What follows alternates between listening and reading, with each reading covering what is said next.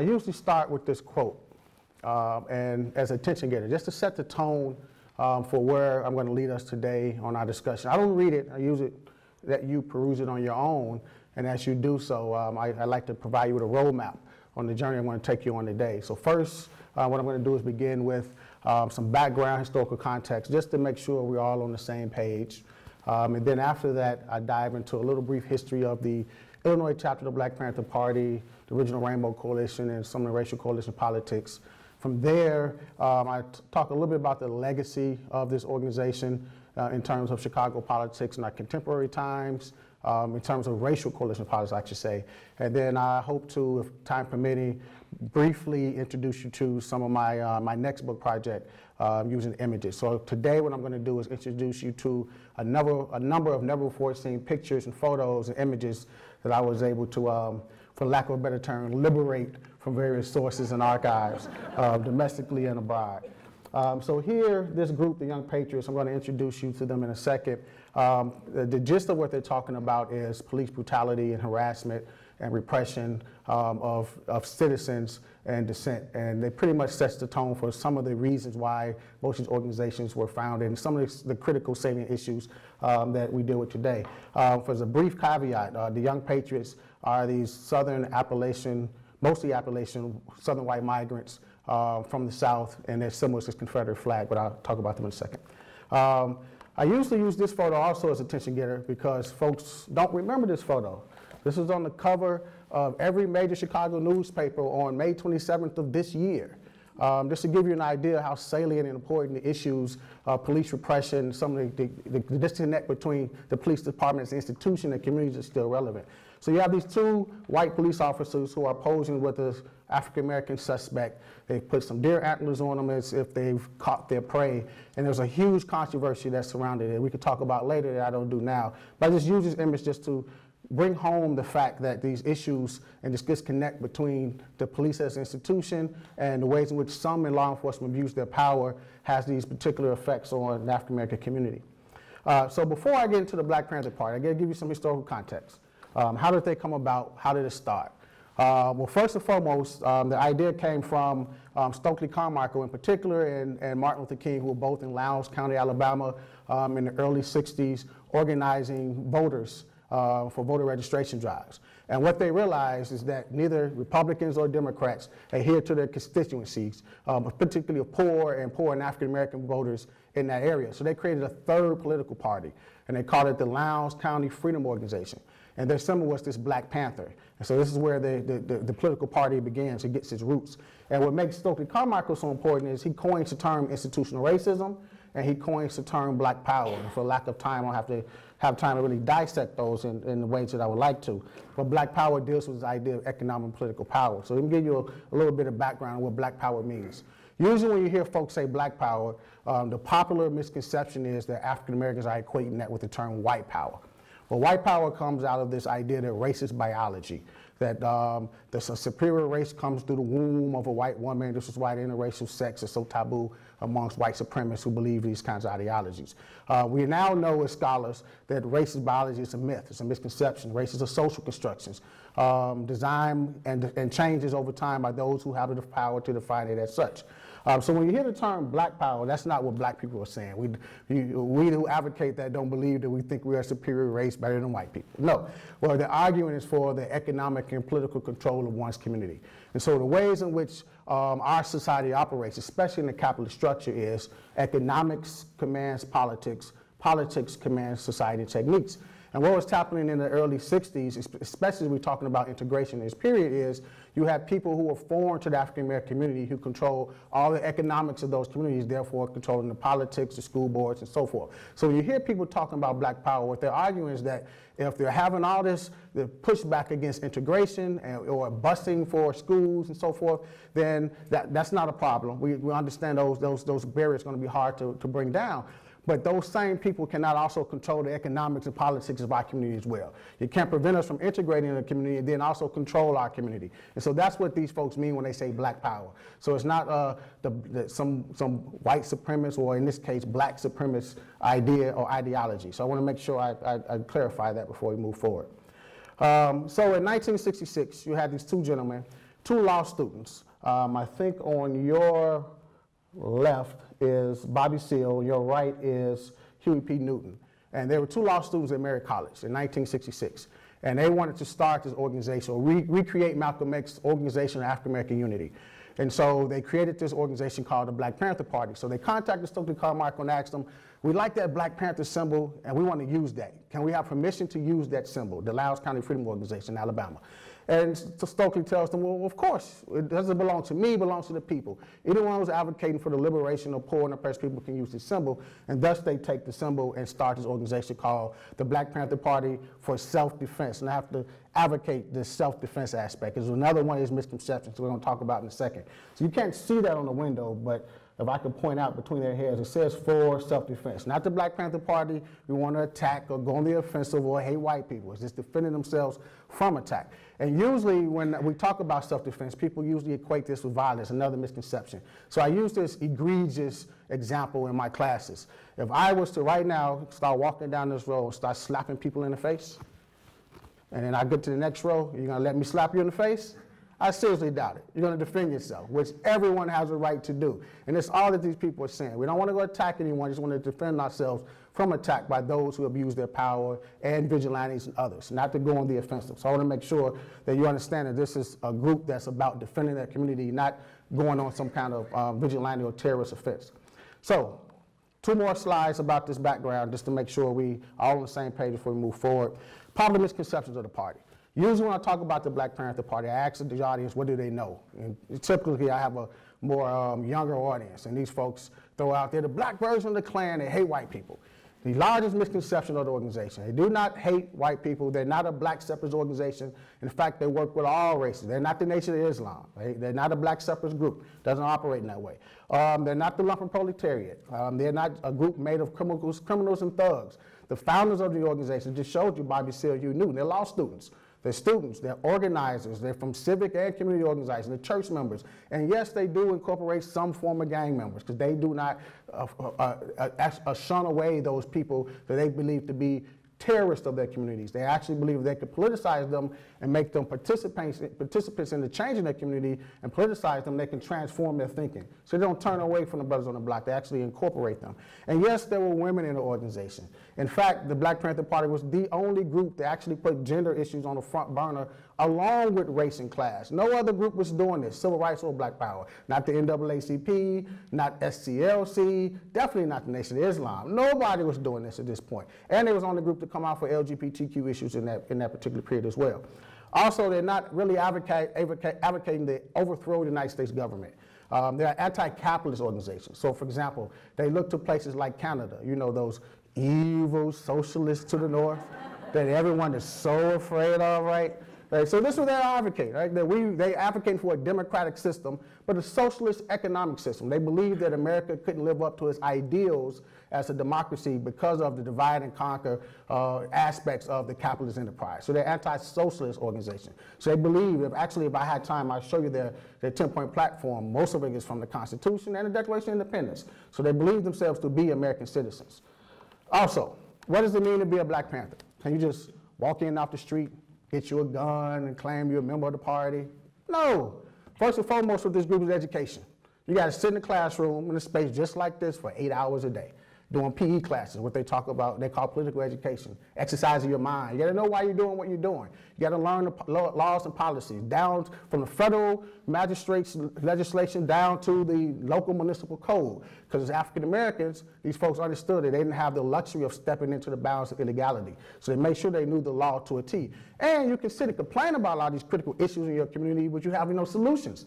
And so most of these folks are college students. They spend 8 hours in a day learning about these issues, studying these issues, reading all these different movements around the world, decolonization movements. They're studying King, they're studying Malcolm X, they're studying all these particular people. Angela Davis may come through every now and then and teach one of these classes.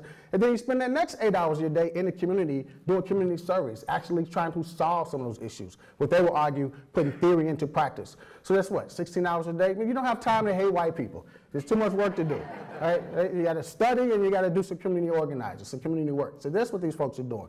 The average age is about 19, so they're mostly kids, and they created over 30 programs. So if anyone in this room is like me who grew up with free luncheon and breakfast in schools, experienced a free clinic or free legal aid program or free sickle cell testing. You know, sickle cell was not a disease that the government or CDC took seriously till the party did this. They created all these programs. They didn't exist before this organization. I could go on and on and on, but the United States government itself even adopted some of these programs. So this is the kind of work that they were doing, not walking around trying to kill white folks. So this is one of the misconceptions. So with that said, let's get into Chicago. We have, in my opinion, this is Deputy Chairman of the Illinois chapter of the Black Panther Party, Fred Hampton. And in my opinion, he's the most important political figure in the 20th century that nobody's ever heard of, a footnote in history. Fred Hampton is from Maywood, Illinois, west suburbs. He's middle class, he's not poor. Both of his parents, which is remarkable because his mother and his father were both forming the ConAgra Foods, which says something about that organization. Even a woman could be a foreman at this period. And he was a member of the president of the NAACP Youth Council. He worked with Martin Luther King in the Chicago Freedom Movement when King brought the Chicago Freedom Movement north, and he was a community organizer. And he and others in 1968, November 1st of 68, would found the Illinois chapter of the Black Panther Party. Again, not criminals and thugs. These are students, these are organizers, people with good heads on their shoulders. This gentleman here on your left, I think, Bob Lee, his name is Robert E. Lee III. No, he's not named after the Confederate general. He's actually, this happens to be a coincidence. He's named after his grandfather, who was a longshoreman's organizer and union organizer in Houston, Texas. He's from Houston, Texas. So you have this large migrating community in Chicago. So for instance, Fred Hampton's people from Haynesville, Louisiana, who migrates north. Bob Lee is from Houston, Texas, who migrates north. And together these folks, these two are meeting to talk about creating these kind of racial coalition politics. Because both of them are used to working and organizing with people in their communities and outside of their communities. And Chicago then, and still is today, the most racially, residentially segregated city in America. It actually gets worse for each census record. So they're talking about working, going there behind those particular borders and working with these groups in spite of these so-called racial differences in these particular neighborhoods. So Fred Hampton becomes the de facto leader of this organization. He becomes the spokesman because he's so charismatic, but there's no actual leader of this group. But it's really Bob Lee who's out doing all the lead work. He's really the mover and shaker of the organization, doing a lot of the organizing as a field lieutenant. So together, these two create the original Rainbow Coalition. Now, who are these people? Now, usually when I say the Rainbow Coalition, people think of Jesse Jackson. So just keep in mind that this is not Jesse Jackson's coalition. We'll get to that in a second. So the original members, so I can't use this screen, so I can't point the way that I want to. You have the top, the party led by Bob Lee and Fred Hampton. They're primarily located on the west side, 2350 West Madison. The Young Patriots, these are these southern white migrants, mostly from parts of Appalachia, North Carolina, even as far as Alabama, who have migrated north looking for economic opportunities. They're located mostly in uptown or north side Chicago, led by Bill Preacherman, Fessman, and others. You have the Young Lords, who were located in Lincoln Park at that time, led by Jose Chacha Jimenez and others, who have migrated from the island of Puerto Rico and New York, who are migrated it was at west to the Midwest. And then you have Rise Up Angry, who came much, much later. These were folks who were mostly on the student left, people who were students of, former members of Students for a Democratic Society, people who were students at UC Berkeley, Kent State, and others, some of which moved to Chicago to do community organizing in places like Uptown. Some of them came for the Democratic National Convention in '68 and stayed to do a lot of this work. And they were mostly Jewish, some Polish folks, but this interracial coalition. So you see African Americans, Southern white migrants, Puerto Ricans, Jewish, Polish, and all these folks creating this original Rainbow Coalition in 1968. So let me give you a little bit of background about these folks. On your left, with the glasses, I should say, that's Chuck Geary. Chuck Geary is a Pentecostal preacher for Horse Branch, Kentucky. He and Bill Preacherman Festerman, who's a member of Young Patriots, they went out and liberated these buttons from the Nixon-Agnew campaign. They just stole all these Nixon buttons, right? And he was a member of Joint Community Union, which is an acronym for Jobs or Income Now. It was an affiliate of Students for a Democratic Society located in Uptown. And they stole these buttons. And they repainted them, red for indigenous people, black for African Americans, brown for Latinos, yellow for Asians, white for what they call working class hillbillies from the South. And at this vast screen, this documentary called American Revolution 2, which I'm going to show you some clips from in a second, he passed out these buttons. And the group at that time didn't have an official title. So Fred Hampton said, wow, this is genius, Chuck. This is what we're going to call ourselves, the Rainbow Coalition, thus coining the term. And then on April 4th, 1969, to commemorate the assassination of Martin Luther King, the group joined forces for a press conference, one of three, to announce to the world no longer they allow the United States government, particularly capitalist structure, and particularly divide and conquer them by race. And they used this date specifically because folks forget that when Martin Luther King was assassinated in 1968, he was leading the Poor People's Campaign, the March on Washington. And so they see themselves as continuing that work in a revolutionary sense, but in a very immediate sense, keeping on that tradition that King had set forth. So I'm going to step out of my comfort zone because I got to talk about these people. So you have the young lords over here. This is Freddie and Louis Cuozzo. These are the Puerto Ricans. You have U.S. Congressman Bobby Rush, still a congressman to this day, the Panthers. In the middle with Mike James and Rise Up Angry, this is those groups. You can see the Confederate flag or Preacher Man's hat and High Thurman and others. Those are the Young Patriots. Together, they make the original Rainbow Coalition. Again, this is a press conference from 1969. Not to pick on Jesse Jackson, but no, Jesse Jackson, that picture. So imagine these folks walking in the room right now, together, and what these symbols supposed to mean. That Confederate flag with all its racial and political connotations, that Black Power regalia with that black leather jacket, that angry, stern look on his face in his beret, and they walk in the room right now, holding hands, arm in arm, saying we're brothers of the struggle, that we need to look past our so-called racial difference at our humanity in the spirit of King and others for what we actually have in common. Not just King, but Malcolm X also advocated that humanity spirit as well. And talking about the things that they have in common. Let's transcend race and just look at actually the things that we can unite on, right? Especially in terms of what they all particularly have in common is their poverty. And these folks go on a tour. So we forget that there were 49 chapters of the Black Panther Party. It begins in Oakland, California, and then it moves south and west. And these folks travel all over the nation, primarily south, to organize these similar coalitions because they had so much success in Chicago in spite of its segregation and those riots that ensued. So Bob Lee, how did these folks just fall in line, right? Did Bob Lee just walk in and say, hey, those guys with the Confederate flags, come join the party, man. Let's start working together, right? It just works that easy? Of course not. You know, he had to do, it took him weeks, even months to organize and win these people over. And I don't want to get ahead of myself. So if I can, I'm going to try to let some of my clips do some of the speaking for me and then summarize them. This is poor people's power.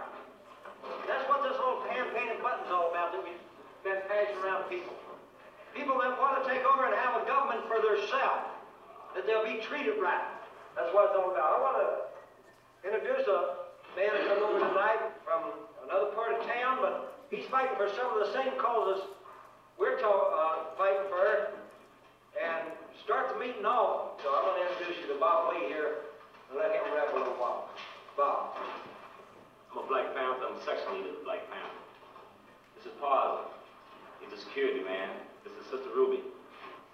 We met with Junebug and his brothers last Wednesday night, last week, in the Church of Three Crosses, where we both had a chance to rally, get together. Panthers are here. Panthers are here. For Uptown. Okay. For anyone who lives in Uptown. With brown, green, yellow, purple, or pink. But I'm saying Panthers are here, and you'll have to tell us what we can do and what we can do together. We come here with our hearts open, you got to supervise us, where we can be of help to you. One thing we're going to have about protecting people and about protecting property. Right. Right. You been to jail for, baby? You been to jail? Right. I'm saying nothing but pig. Once you realize, man, that your house is smoking with rats and roaches, you know, same what Black dude's house is, you know, once you realize that your brother's been brutalized by the cop, the same way the west side and the south side is, you know, once you realize, man, that you're getting inadequate, man, education in these high schools and junior high schools over here, the same way the south side and the west side, you know, once you realize that you are paying taxes for the cops to whoop your ass, you're paying them. He's right. You're paying them, man, for to whoop your ass. You're paying them to come in and beat your children. You're paying them to run you off the corners. And you're paying them to kill you. And deal from there. The same thing is happening on the south side and the west side. And you can realize that concept of poverty, a revolution can begin. Okay. So what does Bob Lee say, right? He said, look, just ignore my black skin, I'm gonna ignore that Confederate flag. Just throw that on that. Now, what do we have in common? You got dilapidated schools, poor education, well, damn, we do too. You got police brutality up here, these poor white southern districts, we do as well. You got dilapidated houses, well, so do we. You have no health care, well, we don't either. You're unemployed, got no jobs, we don't either. You getting drafted to the Vietnam War, well, so are we. Why we hate each other again? Because you black and I'm white, that's stupid. Right? Let's transcend those so-called racial differences and unite on the things that we actually do have in common. We have more in common than our so-called differences. Our differences are the skin color. Let's rely on this so-called class solidarity. And so you hear Fred Hampton advocate over and over and over that you can't fight racism with racism. You fight racism with solidarity, hence these coalitions. You can't fight capitalism with black capitalism, he would argue. You fight capitalism with socialism. So they create these programs that took the so-called profit out of these everyday needs, human needs that people need, which I'll get to in a second. So let me introduce you to some of these folks. You know what they look like. So here's Tasha Jimenez, leader of Young Lords. This is a grainy picture of Rise Up Angry. That guy in the middle there with the sunglasses, that's Mike James. He's still a pillar of the community here on the north side of Chicago. If you ever been in a Harlan Cafe on the north side, I think he just sold this restaurant. He has a huge archive back there for those who are interested in studying more about this. And before I get in those programs, I got to talk a little about the women in the organization. So you have a new documentary out, Stanley Nelson's documentary on the party, Vanguard of the Party. And one of my critiques, I'm one of the advisors for that project. It seems like some of my information was ignored. And one of my critiques is, and I've got this from Movement Abu Jamal, so it's not my idea. I share where I got my sources from. What he argued is there's no one single Black Panther Party, right? Each Black Panther Party is unique to its own locality. And so if you look at Oakland, you'll see there's a very male-dominated organization. And what I argue in the book is Chicago's different, right?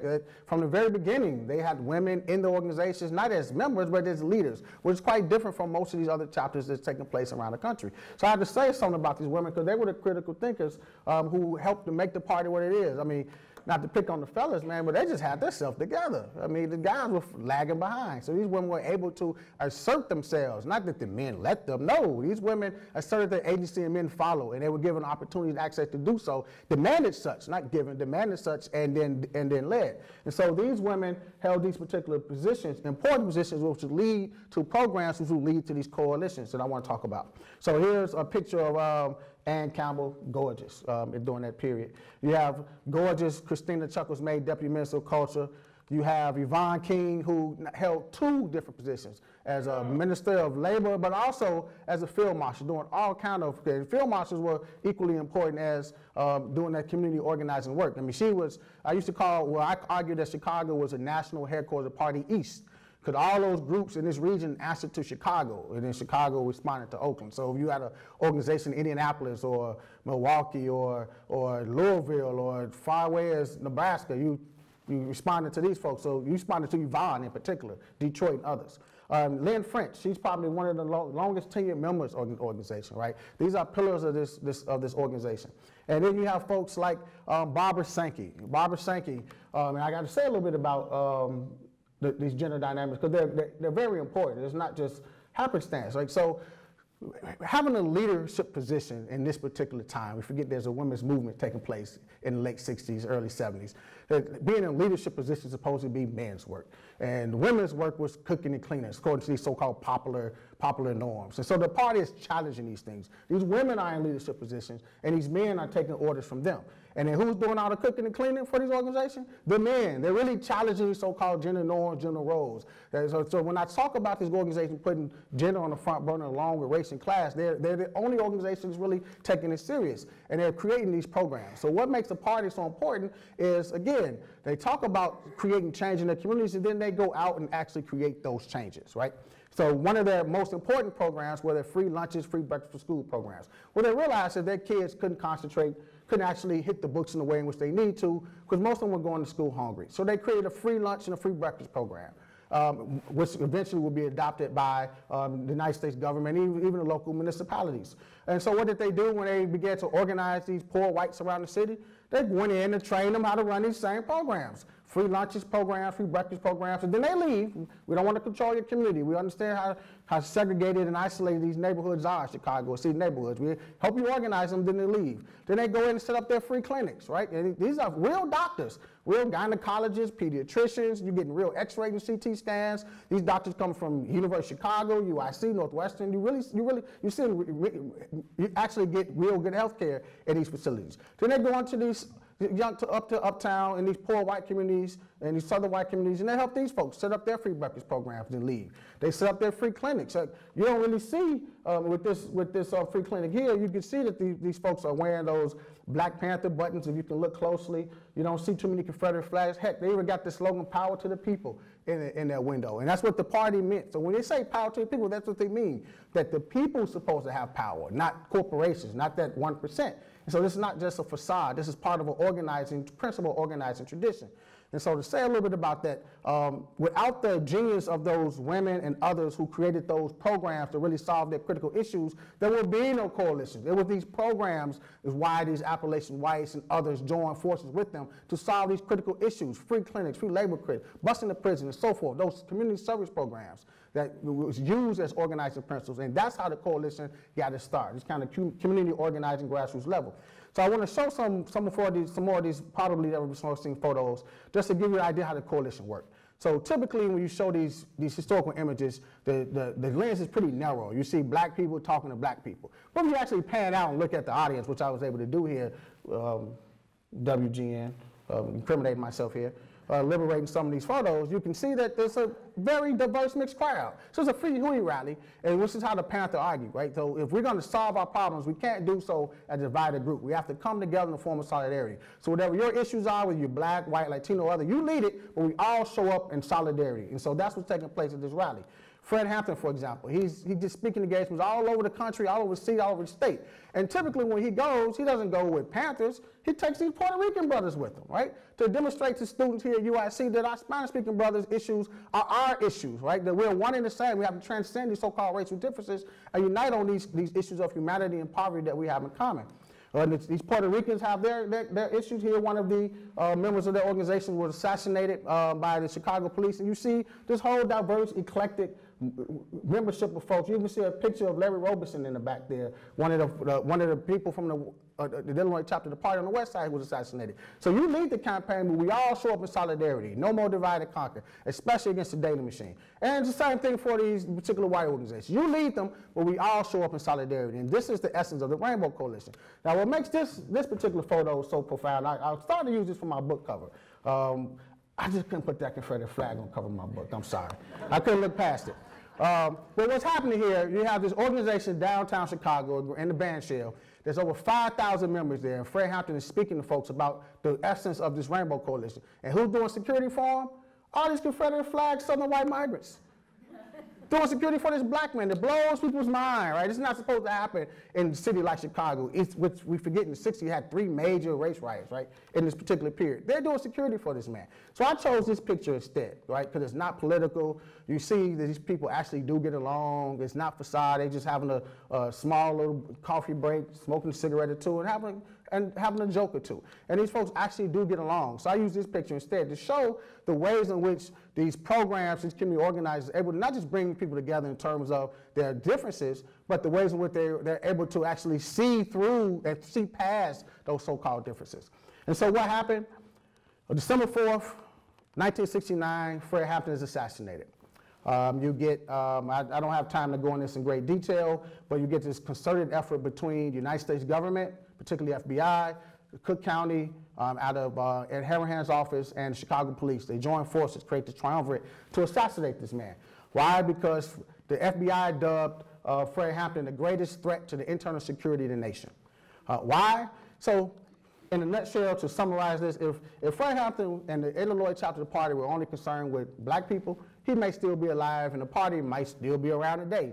It's similar to like the Nation of Islam, which is still right here from Chicago, still present, still a force in some circles. But they're not just only concerned with poor black people. They're concerned with all people, irregardless of race. All power to the people is what they mean. All power to all poor people. So they're organizing these folks. And as a result, because of Cold War politics, they're taking the profit out of these so-called issues or these programs that folks should have. So what they're arguing is you shouldn't have to have money to have a decent education, decent housing, health care, and so forth and so on. They're taking the profit out of it. And these are community-run programs. So the Panthers start these programs. They help these various groups start these programs, their breakfast programs, clinics, and so forth. And then the community runs them, not the organization. So the Panthers started, but then the community comes in to help them. So I usually use my grandmother example, right? If I was a member of the party and I go out and I start one of these programs and we're walking around this red book from Chairman Mao talking about these disciplines and these principles, right over my grandmother's head. She doesn't hear any of that stuff. She doesn't know what we're doing. We got guns. What the heck is wrong with you kids? But she sees us organizing and feeding kids, because my grandma read the Bible. She ain't trying to hear that stuff. She's going to come down there like most other people. Oh, you're feeding kids? Well, I can get down with that. And she comes in and she organizes. Most of these programs were not in the Better Boys Foundation. Some were in Catholic churches and so forth. So the community runs these programs, and that's what makes them dangerous. In fact, as I'm dissecting a lot of these Red Squad files, what I discovered in these SEAL Secret Police records, which I'll get to in a second and tell you what they are, according to the Chicago police and those in power here, they argue that Fred Hampton was more dangerous than Martin Luther King or Malcolm X ever was. For one reason alone. Not even Martin Luther King and Malcolm X and get some Confederate flags, southern white migrants to join forces with them, do security for them, take leadership from them, work with these black folks. So he was dangerous. So they wanted him dead as well. And so you got this conglomerate, which I'll get into in a second, to assassinate this man, believing that if they killed Fred Hampton, then they would cut off the head of a snake and then the so-called movement would end. But it had a different effect. It galvanized the movement. Because remember, these people were just organizers, community organizing their community. They're not political activists. They're not politicians. And so what happens is, because of the arrogance of the Chicago police, they don't quarantine the crime scene. So the Panthers are able to take people on tours of this bullet rifle department. And politicians, Harold Washington and others, and people from around the world come and tour this bullet rifle department, and folks begin to jump ship and pull them from the fringes of politics into the center of the political arena, and thus begins this machine, this avocation against the machine in terms of using racial coalition politics. So give me some history here real quickly if I can. I'll go through as quickly as possible because I got about 12 minutes. Run through it as fast as possible. For those of you not familiar with these organizations, COINTELPRO is an acronym for the Counterintelligence Program. It's run by J. Edgar Hoover and FBI.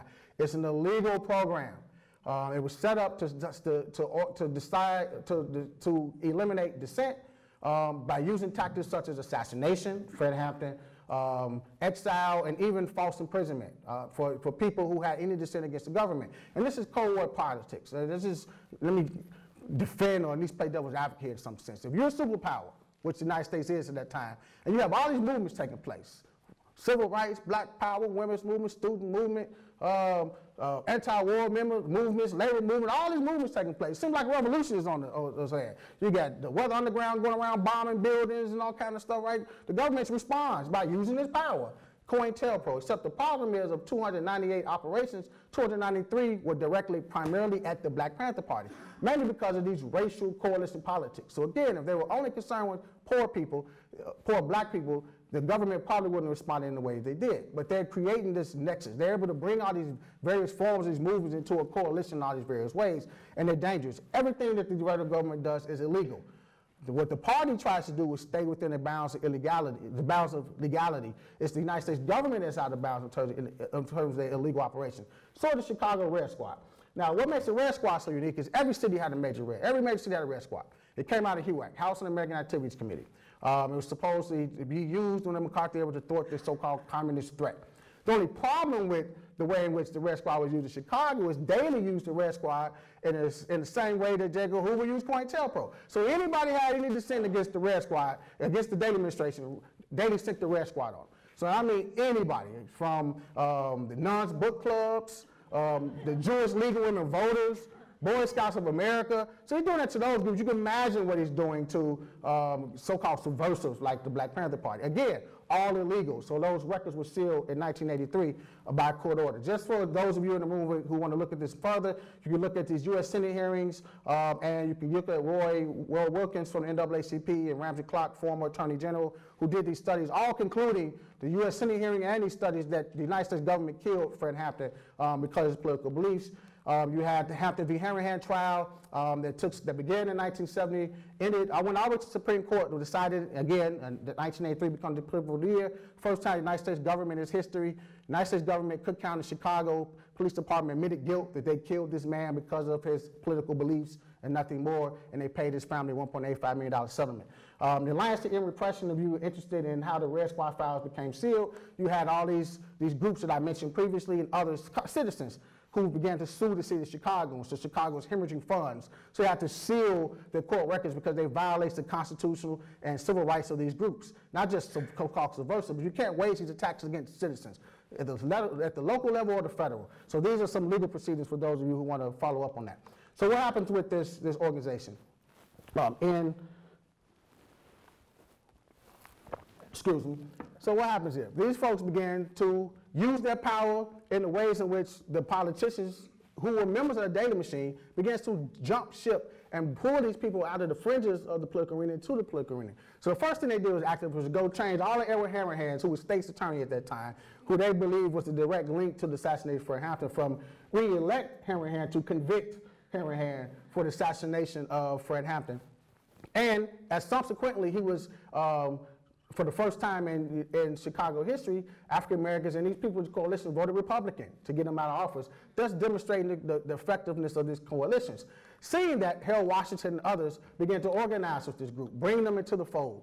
And so Harold Washington eventually runs for office. He runs for mayor of Chicago on 3 different occasions, but he runs as a Democrat on a Rainbow Coalition platform. So what does that mean? He used those same people, the Panthers, Young Patriots, Rise Up Angry, Young Lords. They organized his campaign, Get Out the Vote for his campaign. They're part of his organizing. I mean, Chacha Jimenez was Northside Precinct captain, right? He organized the Northside Chicago for Harold Washington. He helps bring in that Latino vote. And eventually he's elected mayor of Chicago in 1983, where he creates his Rainbow Cabinet, people.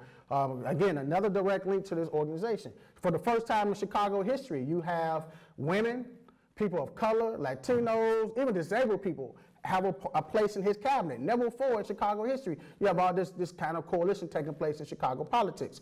So in 1983, a certain individual said, well, wow, man, this is something to this, man. Did you guys trademark that?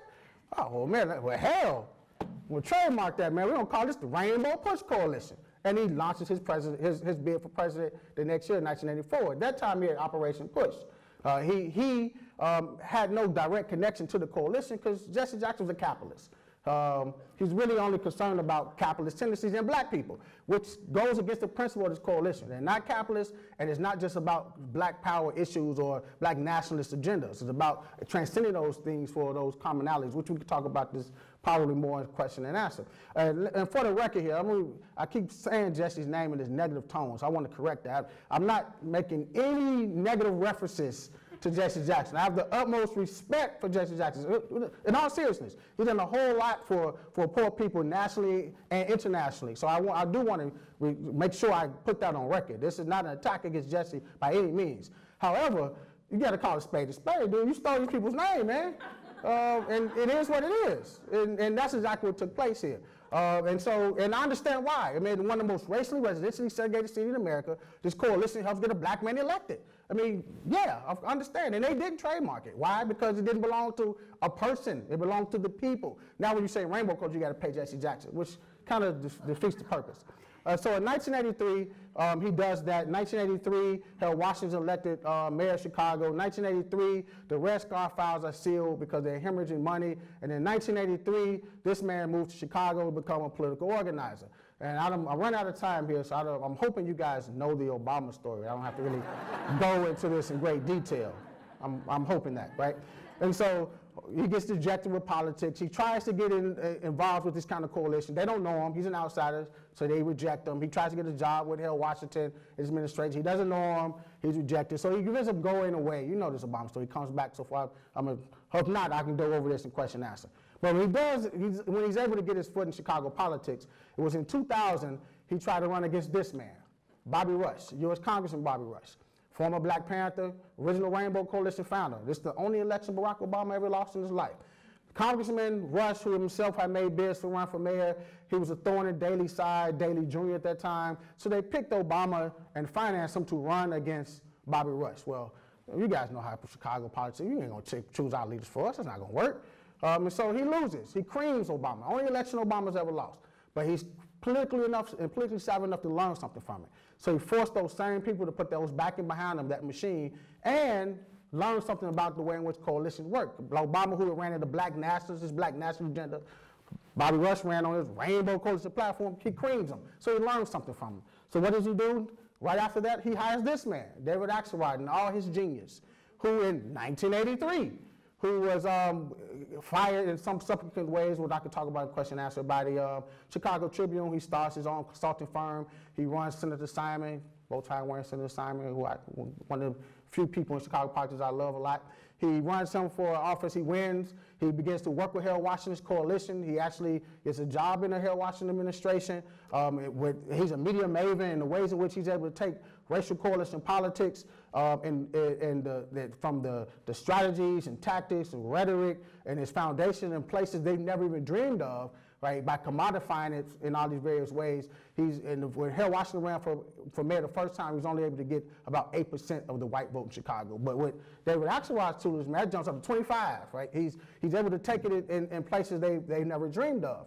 And as such, he becomes one of these people who still keeps that kind of coalition politics going. So here's some examples of some of these folks who owe some of their campaigns and issues to them. So for example, from 1983 now, I guess you can say, to 2012, if you're a person of color and you're running for office anywhere, I don't care if it's state politics, local politics, U.S. Senator, U.S. President, and you're relying on a predominantly white electorate and you win, 99.9% of the time, David Axelrod was your man. He's just genius in the way he's able to take this. Now, again, the Panthers, they had no idea. Their intentions was, let me preface this, their intentions was not to put a black man in the city hall, and their purpose was not to put a black man in the White House. That was not their goal when they started these coalitions. But as a historian, it's changed over time, and subsequently, that's what happened.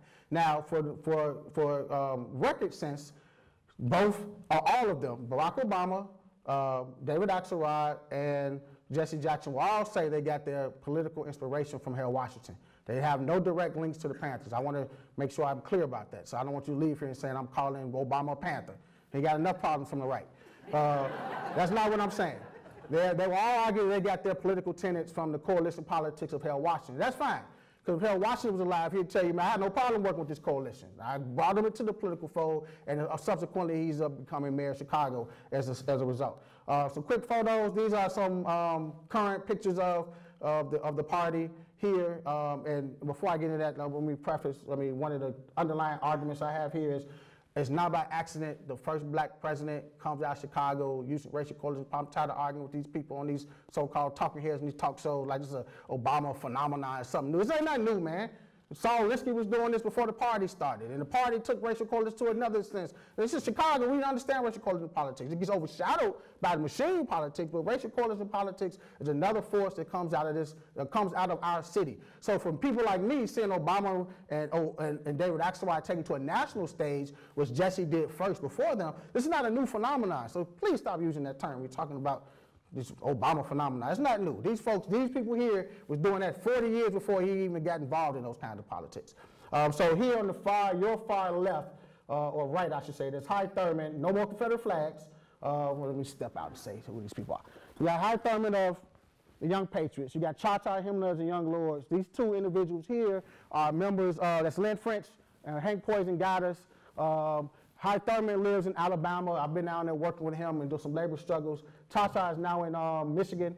He's a student at Grand Valley State University. Lynn is in D.C., and Poison is a global citizen. He's able to take this kind of racial coalition politics to a global dimensions, which with about a minute and a half left, I want to run through this real quickly if possible, just share some of these photos with you if you bear with me. So what are the implications of this group?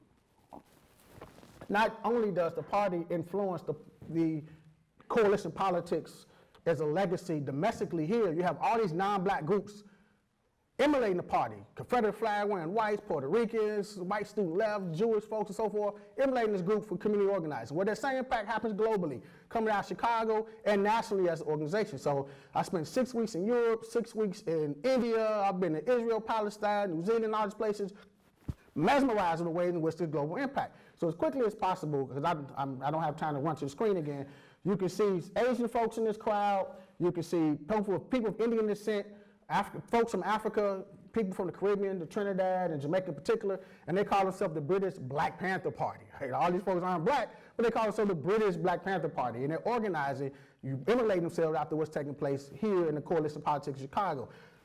Angela Davis, on one of her many excursions, she gives advice to this group.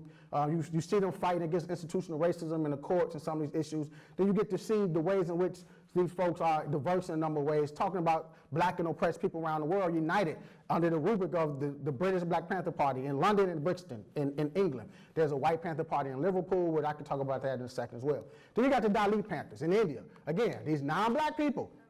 There's no direct connection between the Panthers going to London and setting up it doesn't happen. They go to Africa, they go to the Caribbean. They do not go to Europe, they do not go to Asia, India, or South Pacific, I'm going to get to in a second, and set up these shops. These folks are watching what we're doing here in Chicago, and we're having that kind of impact globally around the world. People are emulating these groups to create these so-called community grassroots organization process. So you see these men, and I don't have time to go through this in detail as I would like to. I'll say a little bit about at least this individual, Ram Das Atawale.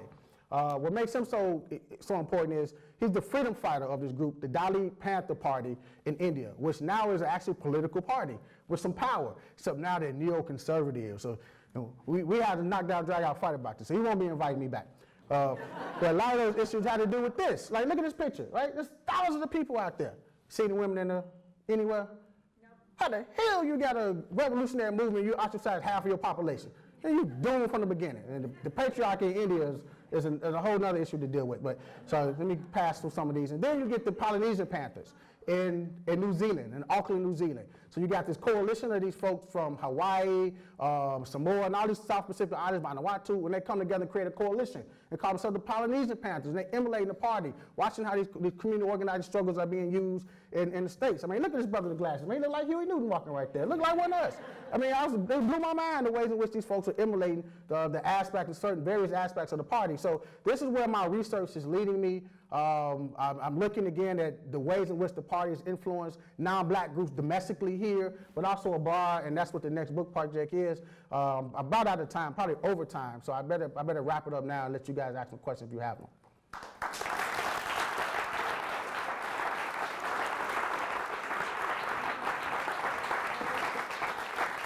I can't see anything. We have a little bit of time for some questions, so please raise your hand when you have a question. We'll come to you with the mic. Yeah. And then directly following, there's going to be a book signing in here. And I do take credit cards. Well, first of all, thanks very much. It was a very, very wonderful talk. And of course, I have to read your book. I'm glad you take credit cards. However, here's what I'm worried about. From what I'm following from your talk, if the lesson of Black Panther is that we've learned how to have a rainbow coalition, we've learned community organizing, we've learned multiracial politics, but we've jettisoned the poverty platform, we've jettisoned anti-capitalism. In other words, the Black Panthers, from what you were saying, they didn't engage in multiracial organizing for the sake of multiracial organizing. They did it for a particular socialist agenda. Yes. So on the one hand, I don't know if there seems to be a kind of hagiography spin towards, look at what all the Black Panthers, look at what it has done. There's a cautionary lesson there, don't you think? Yeah, well, I totally agree. No. So you'll get that in the book. This is why I try to apologize to Jesse. So what I argue is Jesse Jackson, Barack Obama, David Axelrod appropriate the politics of this organization for their own self-interest of running the election. So you get people, think about it, these coalitions. You get people with all these so-called competing backgrounds, regardless of age, sex, gender, political organization, civic, all these so-called competing forces. But David Axelrod's genius is able to get these folks to find their commonalities to vote. And so Washington demonstrates that. You can use this as an effective political tool for voting. So it's appropriated for those particular specs. But that was my point about the emphasis was not to put a black man in City Hall and a black man in the White House, but essentially that's what their politics has been appropriated for. And so I'm very direct in that language, that they appropriated the politics with one exception, Washington. That's the one exception. I mean, so if you go back and examine his administration, what did they call it? Beirut on the Lake? Ed Burke, Eric Doliak, this man couldn't get anything passed, no matter what. You have all this tension. And these are Democrats, right? You have all this tension because of the ways in which he's trying to adhere to the socialist agenda and the coalition of his communities. That's why my next book is called Neighborhoods First. That was Harold Washington's campaign slogan. Understanding Chicago City of neighborhoods, and people really only care about their neighborhoods. City comes eventually, but we really just care about our neighborhoods. And the irony is segregation actually helped the coalition, because the party is not trying to go into these communities and change them or run them. They let them run themselves with this political agenda. And Harold Washington got that. That's why his cabinet, he brought those people from those neighborhoods into his cabinet, and you get all this pushback from the machine because of those reasons. So you're spot on. So you might like chapter 6, but at the same time, I have to give some credit to Obama and Jesse Jackson and others, because they opened this national arena in the ways in which the party couldn't. So although I personally don't like it, but the ways in which this kind of coalition politics have ushered in these individuals, we wouldn't have had a Harold Washington as a mayor without it, or even Barack Obama as a black president. So there's a catch-22 to it. If that's I don't want to give a pass to these folks, but it's important for those symbolic reasons as well. And it gets people elected, and I hope we continue to use it, because we can't have Trump in there. Yes.